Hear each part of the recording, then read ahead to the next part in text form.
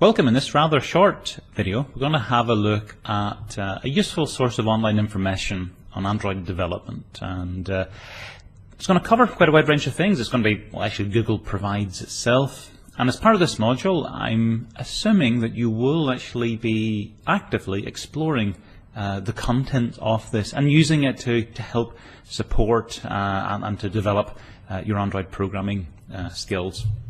So first of all, by way of getting to it, if we just simply Google for Android development will do. Oh, not console, Android developer. And you'll get Android developers here. Click through on that. It brings you to the Google's Android developers site. And there's a vast amount of information contained in this that is of quite a high quality, and it will help you, fill in whatever gaps you have in terms of your Android knowledge. So by way of starting, three things at the top. We've got design, develop and distribute. If we get into design, first of all, there's a menu down the left hand side. What I would recommend reading first of all is their creative vision and also the design principles. So these are the things that have underpinned how they have tried to approach Android as an OS, and the types of apps and the characteristics that they want to be included on that particular OS. So creative vision fundamentally around enchant me, simplify my life and make me amazing. And the design principles then break this down into some, still sort of fairly high-level directions, but very, very useful directions. And when you're thinking about designing your apps, or indeed your games, if you keep these things in mind and you try to act on them, and a lot of them are quite difficult to do, you'll generally have a very high-quality app coming out the other end. So along things like, delight me in surprising ways, real objects are more fun than buttons or menus, let me make it mine for customization, get to know me in terms of your preferences. All nice, sensible stuff. Not all of them directly apply to the types of games that we're creating, but as a creative vision, as a set of design principles, this is good stuff. The other things we have under the design section, style is worth a look. It'll take you through various things here about how you can style your apps, your games, different types of devices, the themes you can use, various ones with that. Patterns are also useful. So a pattern is simply it's a common reusable solution to a problem that occurs frequently. So for example, gestures. So these are the types of gestures that are commonly used not only across the Android platform, but most touch-based platforms. So they're ones that if you were looking for a certain type of interaction, you should use one of the touch patterns that provides that form of interaction, because then all of your users will be familiar with it. And games themselves will have a set of design patterns in terms of how they're designed, how they're played, how you get input in. So a range of ones here for how you normally structure your application, to multi-plane layouts, how you typically lay out information across multiple panes. All good, all useful stuff. Most of them here, they're not really game specific, they are app specific, but worthwhile having a look at. Building blocks as well is also worthwhile having a look at. Again, it's more app rather than game, but you get a list of the different components that are elements you can put within your GUIs in terms of, say, some of the buttons you can have, or spinners, or indeed whatever you want. So in terms of what's available, how it's intended to be used. And down at the bottom, we have some videos.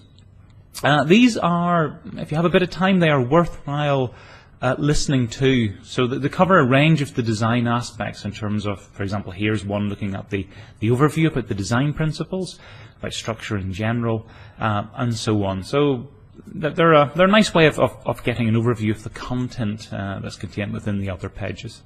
So do explore the design section, because it will provide lots of useful information that will help you orientate yourself in terms of the type of game you want to design.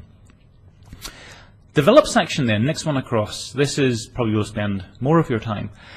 Split up into training. You get API guides, you get references, tools, Google services, and sample programs. So training's where I suggest you would start off, but certainly look at the samples, look at the API guides if you want to see how things work in detail. So within training, there's quite a wide range of training activities. You can explore whatever ones tickle your fancy, just by way of highlighting ones that are worthwhile for us looking. Building your first app, it's worthwhile following that through. It'll take you through creating your Android project, running it, building a simple interface, and firing off another activity from your first activity. Supporting different versions.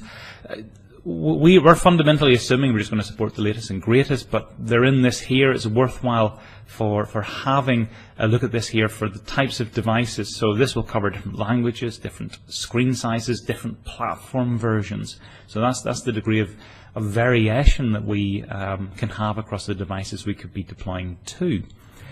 Managing the activity lifecycle is also worthwhile having explore off. And you'll see for a lot of these, you've got demos you can download and use.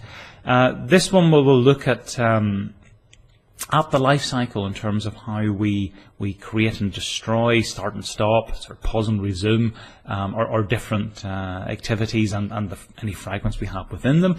And all of them will have implications as to how our game actually plays. Other ones then, building apps with graphics and animation is quite useful for us. You can look at a bit about displaying bitmaps efficiently. And also OpenGL ES. So OpenGL ES is ES is the cut down version of OpenGL, but still quite capable. It's the 3D graphics platform that's used on mobile devices. Very powerful. I would suggest if your game's going well and you're confident with it, and maybe in the second semester this is the type of thing you may want to look at spending a sprint on by way of changing your normal canvas-based renderer to one that is using OpenGL graphics. It can give you a notable increase in speed, but there's a fair amount of additional complexity involved in doing this here. But once you've got through that, it is actually reasonably straightforward. Other ones to have a look at, best practices for user interface design. So for designing for multiple screens, have a look at that one. Other ones, user input again. Oops, I'll go down to user input. Also a useful one to look at how we actually can manage the different types of touch gesture or other forms of input that we might have within our game. And best practices for performance. Also another one to have an explore of, maybe later on within the module. So we'll talk about how you manage memory, give you some useful performance tips, how you can maximize the speed of your game. Again, we'll be looking at performance and from an algorithmic perspective, from an execution perspective, when we get into the C++ component of the module. And last one, I would recommend best practices for testing, but how you actually can go about testing your activity or whatever components you have within the game. So there's many hours worth of entertainment probably within the training section. So definitely do work through it at your own pace, but try to explore these to fill in whatever gaps you have. The final section in terms of distribute, maybe more of relevance to us towards the end of the module if you're thinking of actually pushing your game out onto one of the storefronts. So that's it. I have recommended two recommended textbooks for the course. They're worthwhile to get because they will nicely augment the information that we have up in the Android developer site. But beyond that, there is a vast amount of information that is available.